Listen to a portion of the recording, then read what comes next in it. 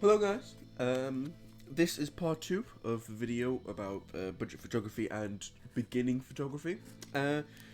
This time in part 2 I'm going to be showing you the SX540 and the kind of things that you would expect from a budget camera, and also taking it out for some shots, well, doing some indoor shots because coronavirus, and doing some indoor shots, comparing the two different cameras, comparing the actual frames and the textures and the contrasts. And I was actually pleasantly surprised about this camera, but there are definitely some caveats to it, so let's get into it.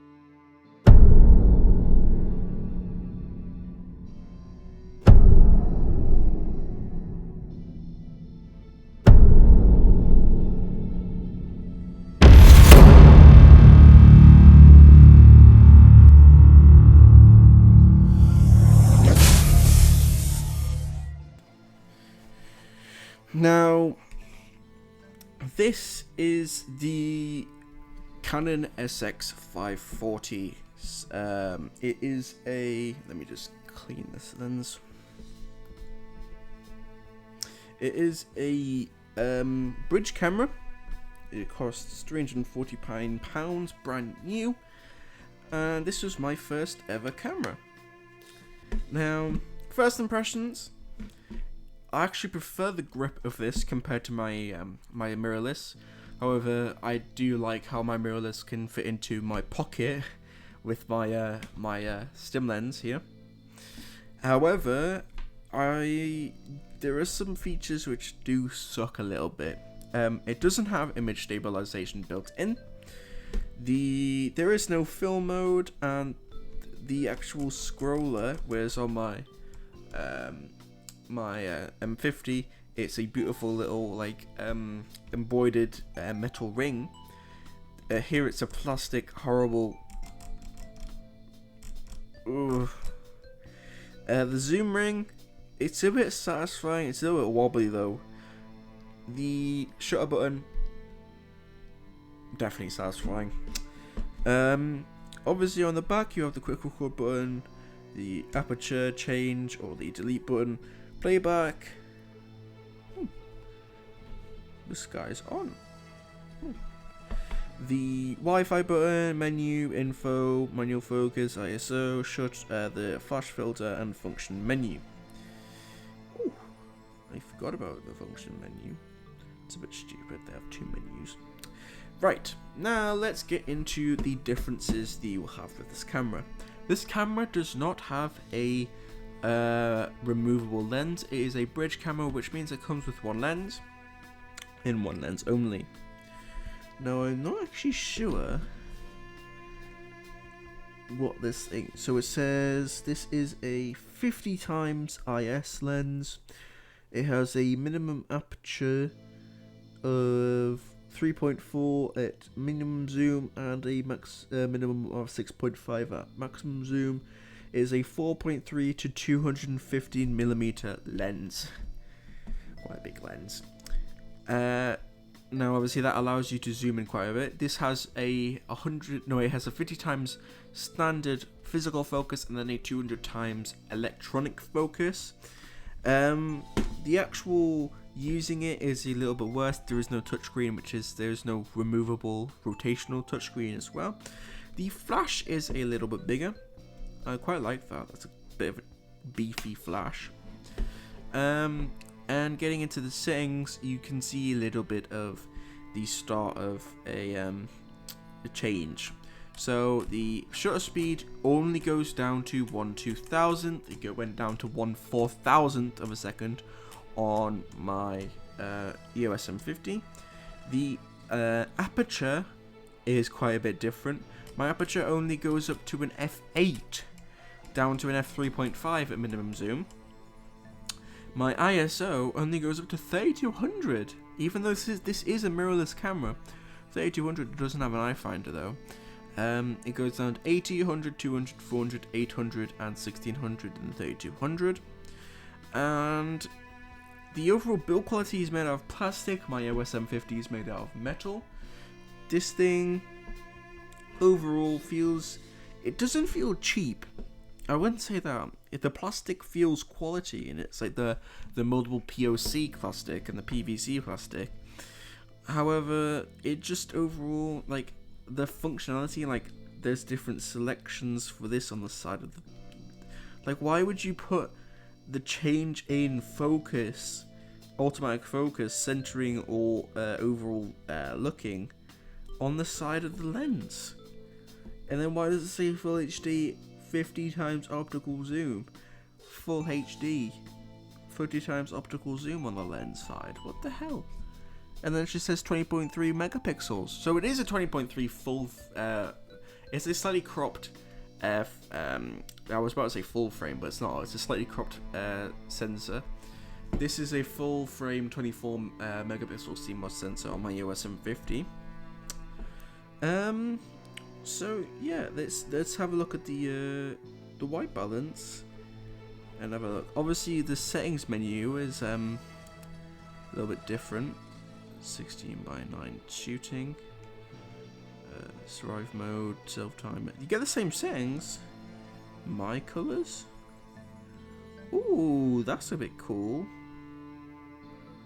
Ooh, I wish EOS my M50 had that. It's a bit cool. You can add blue tinges to stuff like that. Light metering. Let's have a look at how many light metering modes you get. Viotive, center weighted, and spot. Obviously, you get one less, and they're a little bit less advanced.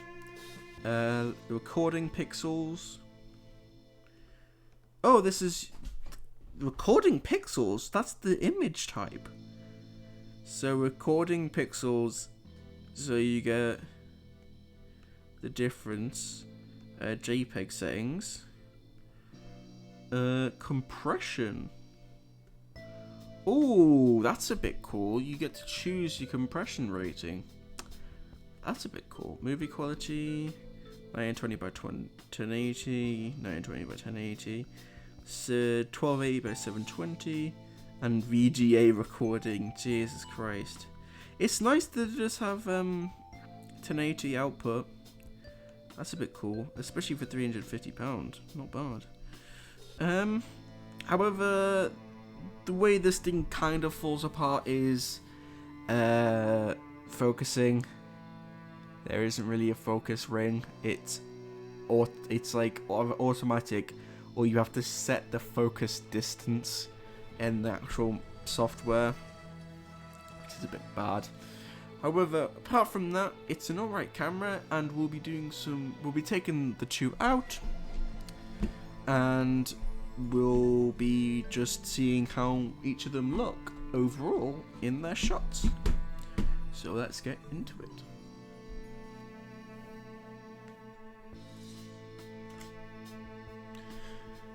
Now, getting into the conclusion of the SX540, I found that some of the images I got were a bit more flat, and obviously the JPEG, there is no RAW support on SX540.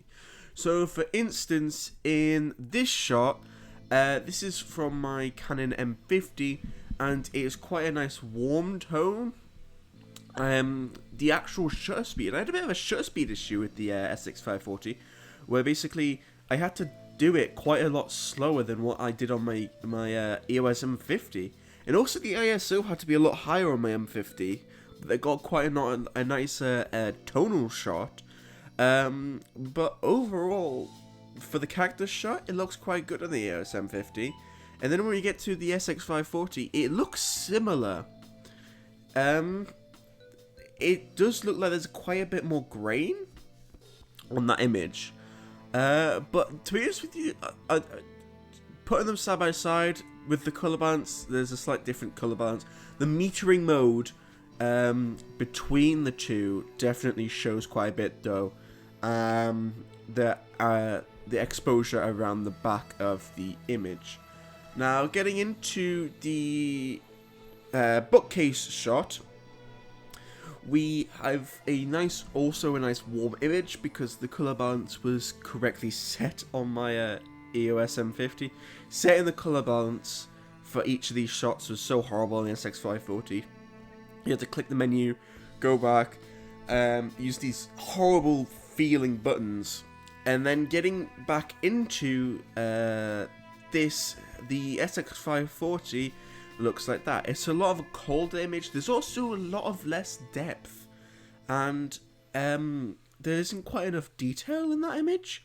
I don't really like that image, but I definitely see that they are very similar in what they actually are. Now, getting into the other one, this next one, this is the USM50 again. Like I said, another nice warmer image compared to the coldness of the SX540.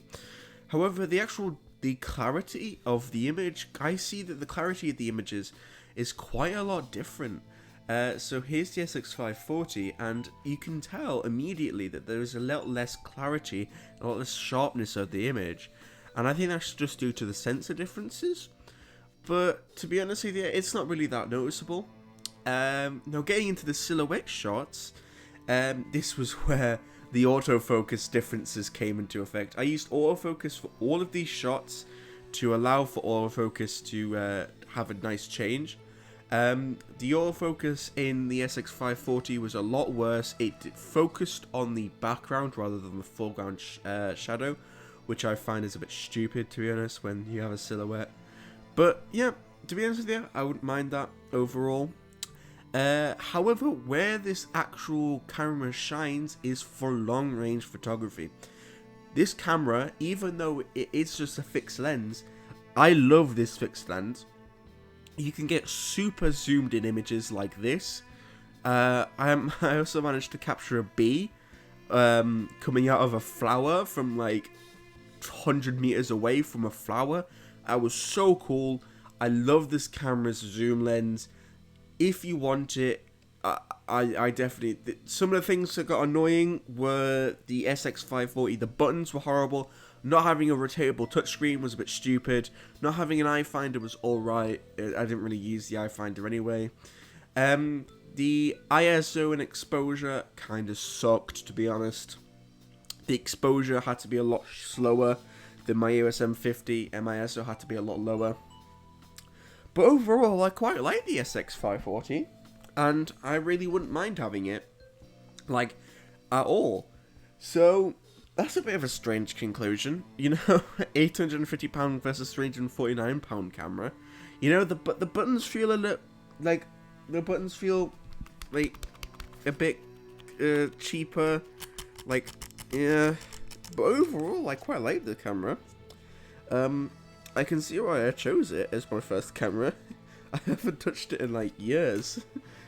Literally, when I started photography about 5 or 6 years ago, I had that camera and I quite liked it then. And then as soon as I mixed to I swapped to my USM50, I absolutely loved the USM50. I loved how light it was, and I loved the actual lenses I got with it. But, you know, overall, pleasantly surprised about such a cheap camera. Thank you guys for watching, and I will see you in the next one.